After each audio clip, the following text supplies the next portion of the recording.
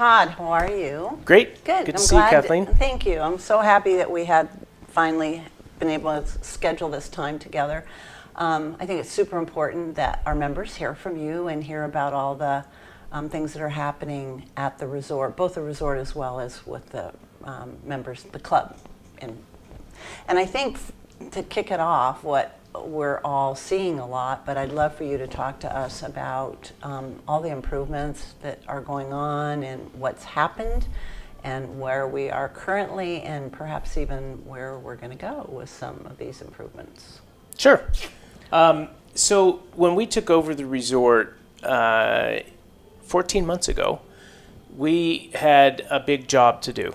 And we look at it as, I guess it would be, the best way to term it is short, medium, and long term. Okay. In the short term, we had to fix a lot of things that were broken.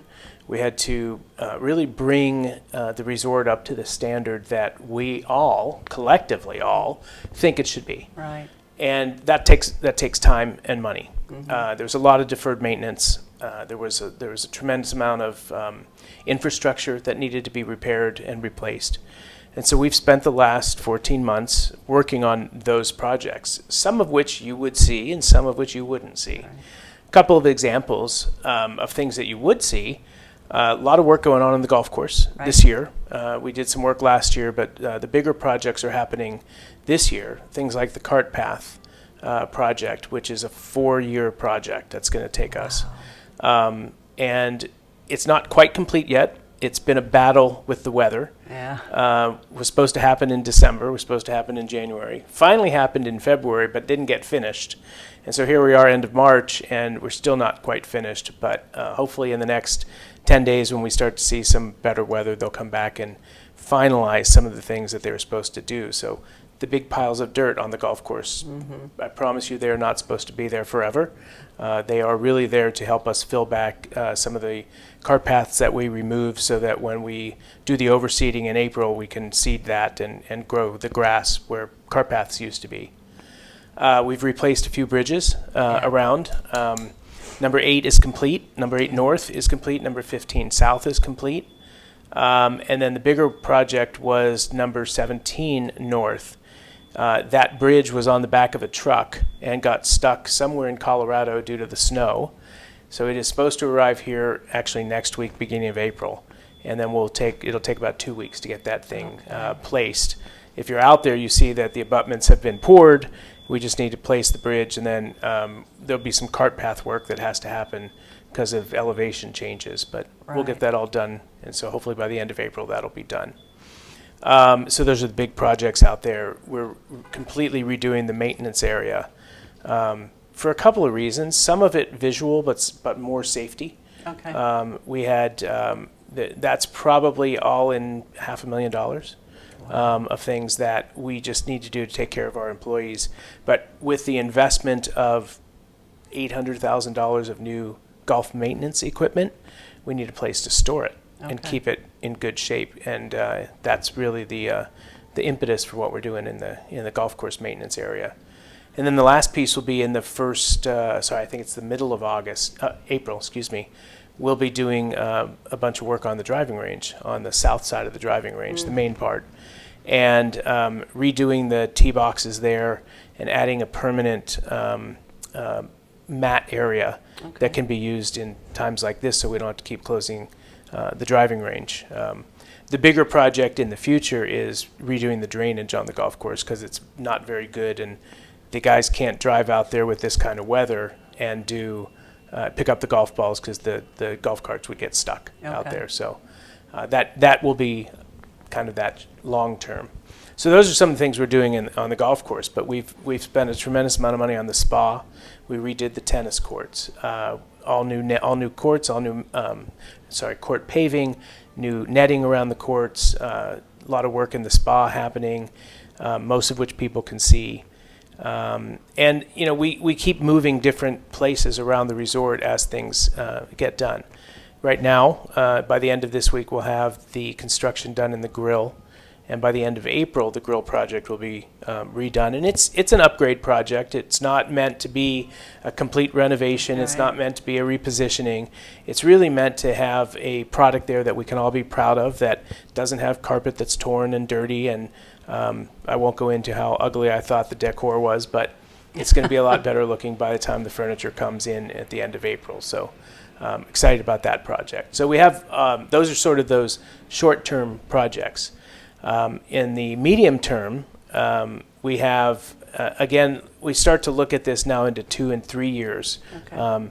So redoing the conference center, similarly to what we're doing in the grill. So upgrading that and just making it look better. We have a project which we will be, over the next year to 2 years, working with our condominium owner partners to upgrade the individual guest rooms around the resort. And we hope to roll out a model room in the next 60 to 90 days for them to see and get excited about that. We're not asking people to, redo kitchens and bathrooms, but it's been 10 years for a lot of rooms, and in a normal hotel, it's a 5 to 7 year cycle when you redo rooms. So it's time to start doing that. So that's more of a cosmetic upgrade. It's a cosmetic upgrade. It's adding some color and some vibrancy to the rooms, and really just to remain competitive with other hotels that are in the area. So that's, we kind of look at that as the middle term, and how do we add more services and things to the golf course. We have some new things that we're going to be bringing in for the pool. We're going to bring in an Airstream trailer to be the kitchen area for the pool, which will make our friends at Environmental Health happy with the county, but also I think it'll be an upgrade and a pretty cool look for the pool area. So we've spent a lot of time and effort on that. The pool deck was refinished and completed. All new furniture. We'll have new cabanas for rent for both members and guests, and when that pool area opens back up around Memorial Day. So lots of projects like that. On the long term, we're really trying to see where Silverado will be in the next 20, 30 years. Okay. And that's a bigger plan. That's something that's going to take us a year to design. We got a lot of feedback from many different constituencies, members included, but we got locals, and we got past guests, and we got groups, and we had all, what do people want? And overwhelmingly, food and beverage facilities, wine areas that we can celebrate. This area is obviously number one industry, the wine industry, and better conference facilities, and most importantly, better recreation facilities. Not just golf. Golf is really important, but there's an opportunity, I think, for better swimming, better recreation areas, a better spa. How do we fit those things in on the footprint of what we have, and where do those things go? So, that's a 20-year plan. Okay. And we're just now working on that. And, in the next year, we'll have things to show people and get feedback on with what our ideas are. But that's a long process. And as you go do those, there's all types of things that you have to satisfy in California. So, there's legal obligations, there's environmental quality analyses, there's, the list goes on and on. So it's a long process. But as we've done in many of the resorts we've been at in the past, we're looking at this. How do we, as stewards of this great real estate and this, just the soul of this, make it that much better? And where does this want to be in 20, 30, 40 years? So that's what we're looking at. So does that tie in as well, the longer term, with the whole branding of the resort, or is that something that, because I know you had teams out talking to members as well as community members about sort of what is this place and how do we create the right brand for it? Yeah, it does, and we've done a lot of brand work, and we'll roll that out over the next couple of months to all of to members, to our employees. The logo's going to change. Okay. It's really all about the evolution of Silverado, right? And it's not out with the old, in with the new, but it's how do we take what's great about this and celebrate that. and a little bit of modernization. Right. And it's really what we're trying to do. But we're not trying to do a wholesale change of what Silverado is. Right. We're just trying to say, like, in order for us to remain competitive and to remain relevant, we think that the brand needs to evolve. Okay. And we've gone through and with all of those things, what are the things that people find important about Napa Valley? And it's not just being here and playing golf, but it's the wine industry, it's the culinary experiences that you get. Well, we should be at the forefront of that, Right. and our team is working hard to elevate all of the different things that we offer, and that's always a challenge. It's elevate and keep the cost reasonable. But I go out to restaurants in Napa just like everybody else does, and it's not cheap to have a great experience. And we need to find that balance of the great experience with making it cost effective for our members. Right. And so that's a constant process of evolution. Great. Good. So. On that, talking about the just general experience, we're hearing a lot about this concert series that's coming, and so how's that fitting in with the whole kind of direction that we're going, and community-based, here at Silverado? So some of the feedback that we got in this, and this came from both members and locals and guests, right, is that there's certain parts of Silverado that are private and should remain private, but that the overall reputation of the resort is, well, it's not open to the public. Well, it is open to the public. We are a big part of the community. We're the 8th largest employer in Napa County. The 7 ahead of us are all governmental agencies. Wow. So, as one single entity, we're the largest private employer here. And we are a big part of the community, and the folks that work here also live in Napa. And so we just feel like we should be a bigger part of the community. And when the Blue Note team actually works with one of our sister companies at Outrigger in Hawaii, and they have a facility at one of our properties there. So through that, we were introduced to the folks that run Blue Note, and they inquired if we were interested in moving some of the concert things that they were doing up at Charles Krug down here. And nothing against Charles Krug, they were happy, but with their change of ownership, I believe they were looking to do different things. And so this was a great opportunity. And I just think that it's an opportunity for us to do something different. It gives our members something that we've really not had before, other than the concerts at the golf tournament. Right. But it also gives the community something to celebrate here at Silverado. And we're really trying to make it where it's beneficial to the members. We're giving benefits to the members that they wouldn't have, that no one else would have. And it's an opportunity for us to open our doors up to the rest of the community. So we have the 2 series, which are the summer series that'll be out on the golf course.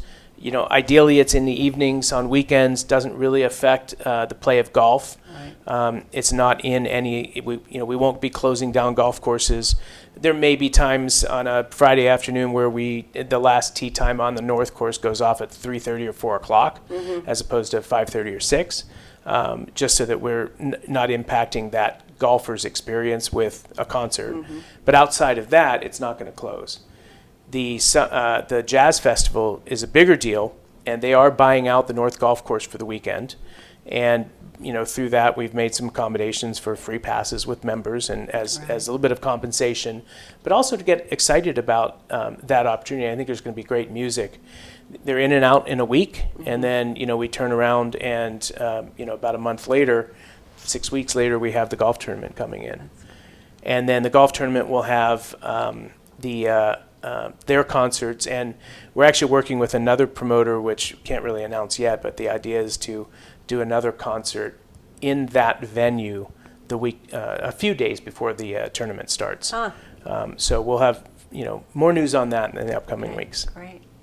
Shifting gears a little bit, I know that when you came in, there was a lot of open spots and a lot of just due to COVID and everything. Talk a little bit about where you are with hiring and your management team and what's happened there. Sure. So we have, including the Troon team, which, by the way, we did extend the Troon contract for another 3 years. Right. And so there's stability there. I think Troon does a great job. They have a great team. Cody's done a phenomenal job with the team there, and really excited to have to see what that future happens. So, including all of that, we have about 70 management staff here at the resort. When we took over, there were 24 open management positions, and so we've worked really hard over the last year to hire those. We're down to 3 positions open. We've replaced and our senior team is about half of folks that were already here and half of the team that we hired, including myself and Billy Santos, who's our resort manager, who came in from KSL during the acquisition. So it's about half and half. Okay. We just hired a food and beverage director. He starts on the 15th or 17th of April. So very excited about that. And as you know, with the untimely death of our previous director, we wanted to make sure that we hired the right person. Right. And so we took our time. We interviewed 15 people, and we ended up with Kevin, who's coming in, and very excited about him. He's got a lot of resort experience. More importantly, he's got a lot of club experience, and I think he understands how members think and what members want. Obviously, he'll need to learn what the Silverado members want, but I think he has a very good understanding of how what he does relates to the everyday activities of what our members are looking for in food and beverage. And we have great opportunity to really elevate the experience here. We reopened the Mansion Bar. We started serving food there again. I think when we finish with the grill and the new menu that we're working on, it's going to be really fun and very different than what we've had in the past. And I'm really excited to see what Patrick and Pablo have come up with, and we introduce. And that'll be somewhere in the beginning of May when we finish with the restaurant. So that's great. Yeah, so we're down to 3 open positions, and I think it might be 2 because I think we just hired another maintenance manager. So we're in great shape. That's and good. Now the key is to make sure that people stay. Yeah. And I think that's cultural. And that's been another tenet of what we've been trying to work on is the culture. And I think, our goal is to make sure that we have happy employees here. And it's not just compensation. That's important. But people want to feel like this is home for them, and they want to feel like they're treated well. And that's really important to us. And, from myself and our leadership team, being out there, and, we spend time working in the kitchen and dish ups, and, cleaning golf carts when we need to, and stripping rooms when we need to. And I think that's a really important thing to see for the staff to see, is that we're part of the team here. And as leaders, we are, we understand what they do. So that's the goal now. That's really nice to hear. Anything else? What do you think that you'd like to share with us that maybe we haven't talked about that's coming down the pike? Or, we've got the tournament coming up, which is great, but we'll talk more about that, I think, as we get closer to it. Well, and speaking of the tournament, we had a 3-year agreement with the Tour Sport 5, who's the producer of the tournament, and ourselves. That this is the 3rd year of that 3-year agreement. Fortinet has, as a sponsor, a 6-year agreement with the Tour. So they're still on the hook for another 3 years. Those are facts. There's no opinion in there. Right. We believe and we want to continue doing a tournament here. The Tour wants to continue to do a tournament here. Most importantly, the sponsor who writes the check is very excited about continuing here at Silverado, specifically because this venue works for what they want to do in their sponsorship, and that is hosting their tech summit. They can't. There's very few golf resorts that they can do that in, and they want to do it in the Bay Area, and because that's where they're headquartered. And so, they just don't want to move. And so there's so much going on with the Tour today, with their changes and what they're trying to do. They're just trying to figure out. So we know all of those things. We know everybody wants to be here. We just don't know when that's going to be, and if it's going to continue in September, or if it could potentially move dates. We don't know. Okay. And so we'll continue to go. The other answer to your question is, I think what I want all of our members to know is how important they are to the resort. We are a resort that has guest rooms, but most importantly, we have a membership that is vibrant.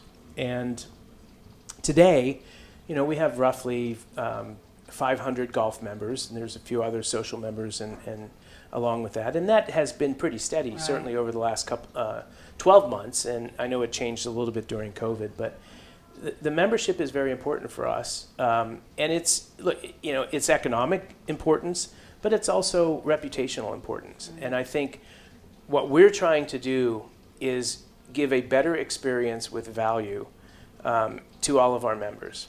I know we're not going to make every member happy with everything we do. But if we can get 95% of everybody happy, then that's the goal. Right. But elevating the experience, elevating the service, elevating the quality of both the buildings, the infrastructure, but also the experience, that's our goal. That's what we want to continue to do. And it's really important that we have participation. I've had comments that we haven't done a big general session for the members, and my opinion is, quite frankly, I would rather have our actions speak as our words. We're here to make it better. I don't think that sitting in a room with 300 people asking questions is really going to do anything. I think what we're trying to do is make it better. I'm here 6 and 7 days a week. I talk to members all the time. And I think, we do surveys. We get a lot of feedback from people. To me, what's important is delivering a better experience. We're not a country club. We are not Napa Valley Country Club. We are Silverado Resort and Spa. And we have a responsibility to all of our different constituencies to deliver that. And, I just look at this differently than the country clubs that I worked at when I was, younger in Pittsburgh growing up. I worked at Oakmont during a U.S. Open. I understand how it works in a country club. But this is different. And it is I believe people join Silverado because it's different. And it's not just a private club. Right. We have so much more to offer, and we're going to continue to expand upon that and deliver those experiences. Great. That's the goal. Well, we certainly are seeing a lot happening around here, and you are, I think the ownership truly has delivered on that, and hoping that you will continue to deliver, because that's important to us as members, as you said. So anyway, thank you for taking time. This is, I know, so important to our membership to hear from you, Todd, and to understand kind of where you're going and what the thought process is, and we'll do it again. Great. Thank you.